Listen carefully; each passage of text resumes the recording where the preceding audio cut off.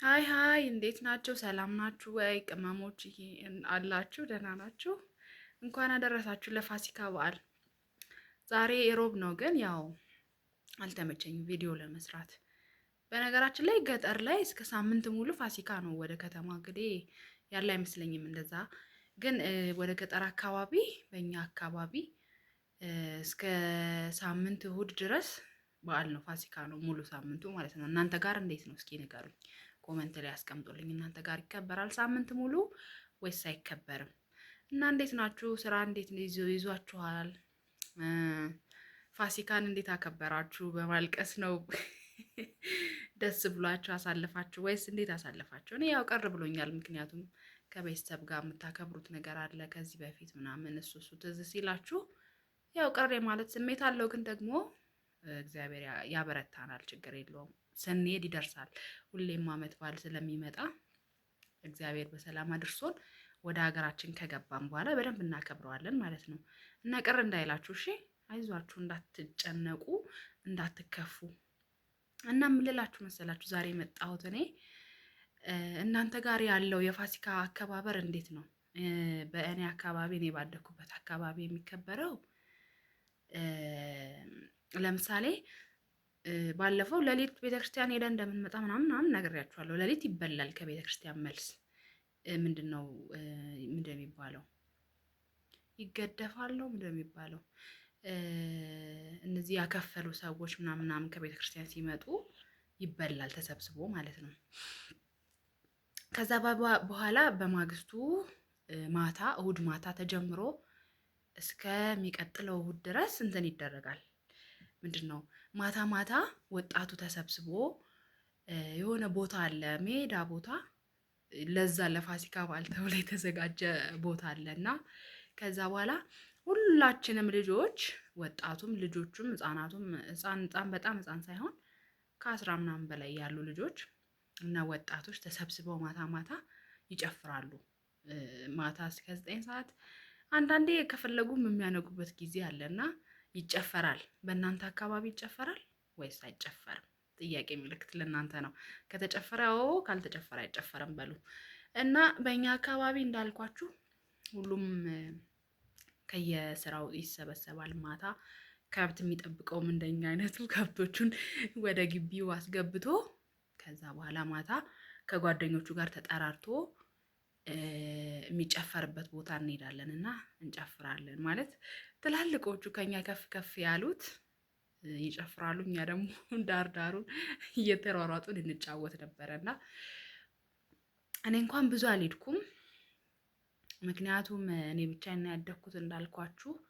ከኔ በላይ የነበሩ ሌሎች ሰዎች የሉም፣ ሌላ ሀገር ሄደዋል፣ ስራም ሊሆን ይችላል፣ ትምህርት ምናምን። እኔ ብቻ ስለነበርኩ እኔ ደግሞ ያው በጣም ልጅም ስለነበርኩ ከጓደኞቼ ጋር ከምናምን ከጎረቤት ጋር ተጠራርተን ነበር የምንሄደው እና ስንሄድ ለሊት ስለምንፈራ ጅብ ምናምን ስለሚኖር ከጎረቤት ወንዶች ጋር ከጎረቤት ልጆች ጋር ተጠራርተን አንድ ላይ፣ ከዛ ወንዶቹ ቤታችን ያስገቡናል፣ ይሸኙናል ማለት ነው እንዳንፈራ። እና እንደዛ ነበር የምንሄደው እና ማታ ማታ ይጨፈራል እኛ ጋር፣ ሳምንቱ ሙሉ ይጨፈራል። ከዛ ደግሞ እንትን ይባላል፣ ምንድነው አክፋይ ይኬዳል። ለምሳሌ ነሐሴ ላይ ለቡሄ ሙልሙል የሚያመጡ ሰዎች ይኖራሉ አይደለ?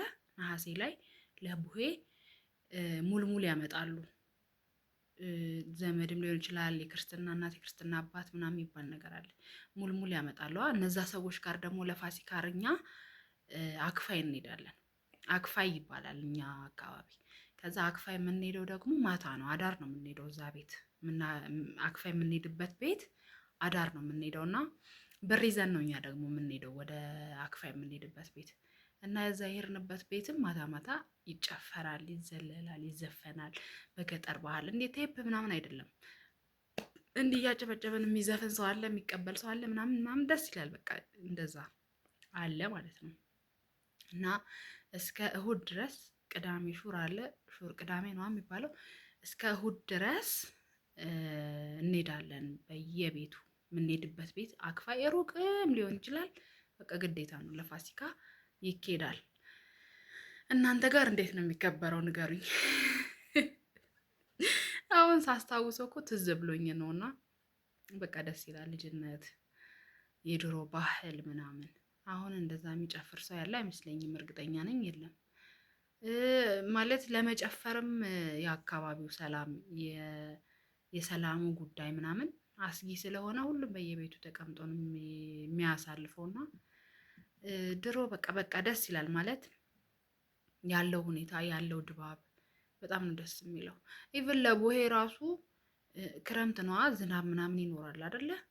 ሁላችንም ዳቦ ከየቤታችን ይጋገርልንና ሙልሙል ሙልሙል ነው አይደል የሚባለው? ምንድን ነው የሚባለው ነበር? ሙልሙል ነው የሚባለው።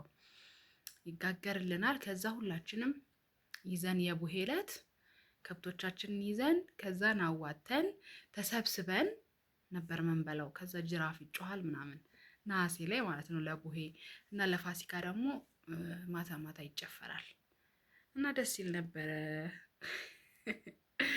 አሁን ትዝ ብሎኝ እኮ ነው እናትዬን። በቃ ደስ ይላል። እኔማ ተመልሼ ገጠር ሄጄ የምኖር ነው የሚመስለኝ ከዚህ ሲሄድ። እናንተ ምን ታስባላችሁ? አልናፍቃችሁም? እኔ በጣም ነው የናፍቀኝ። እናንተስ? እና እንዴት አሳለፋችሁ እናንተ በማዳም ቤት? ምን እየሰራችሁ አሳለፋችሁ? ያው በስራ ነው አለ። ለምን ይሆናል? ራሴ ጠይቄ ራሴ የምመልሰው ነገር። በምን አሳለፋችሁ? ያ አንዳንድ ቤት አንዳንድ ሀገር ልታገቡ ትችላላችሁ። አሁን የሀገሩም ሁኔታ ሰላም ስላልሆነ ለማክበርም አይመችም። ግን ያው በያለንበት እግዚአብሔር ጠብቆ በሰላም ወደ ሀገራችን እንዲያስገባን ጸልዩ። ሌላ ምንም ምለው ነገር የለም እና አይዟችሁ፣ እንዳይከፋችሁ፣ እንዳይጨንቃችሁ፣ እንዳትደበሩ ጸልዩ። ባገኛችሁት አጋጣሚ ለመጸለይ ሞክሩ እና እንደዚህ ለብሼ ምናምን ስታይም ደግሞ ያው ማዳም ቤት ነው የምሰራው። እንደ ሌላው ሰው ተቀባብቼ ተኳኩዬ ምናምን የምመጣበት ጊዜ ስለሌለኝ በዚህ መልኩ ነው የምመጣው እና ሰብስክራይብ እያረጋችሁ ኮመንት እያረጋችሁ ላይክ እያረጋችሁ ስለምትሰጡኝ አስተያየት ደግሞ አመሰግናለሁ። መልካም ቀን ይሁንላችሁ። ያላችሁን አስተያየት እጠብቃለሁ በኮመንት